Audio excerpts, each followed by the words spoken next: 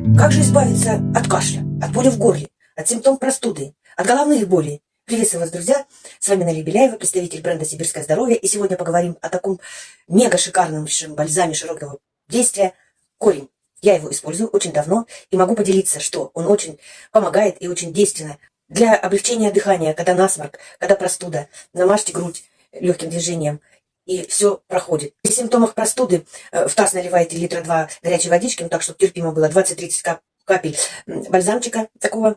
10 минут, 15 минут держите в воде, насухо вытираете, одевайте носочки и ложитесь спать. Все, на утро все проходит. При интенсивных тренировках также применяется у кого, кто занимается спортом. Поясницу, суставы намазали, и все проходит. Ну, действительно действует. Когда у вас повысилась температура, было у меня такое, намазала всю, и поясницу, и грудь, и укуталась в одеяло. Все. Также действует. И так повторять 2-3 раза в день. При кашле или боли в горле также натирать грудь на ночь. Все также. Но повторять это нужно ежедневно, чтобы помогло. Еще при укусах насекомых, особенно летом помогает, тоже я использовала. Комарик укусил, намазал это место, тоже проходит. Ну и при головной боли, при перенапряжении, виски, крылья носа намазал, все идеально проходит.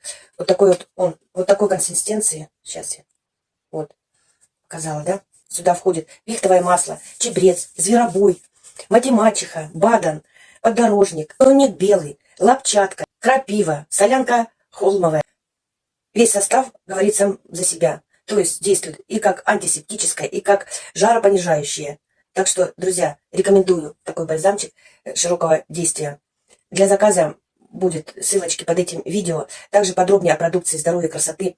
У меня есть чат Telegram. Приглашаю. Ссылочка будет также под этим видео. И не забудьте поставить лайк, написать комментарий и нажать на колокольчик, чтобы в дальнейшем получать уведомления о других моих видео и не пропускать их. С вами была Наля Беляева. Всем пока-пока.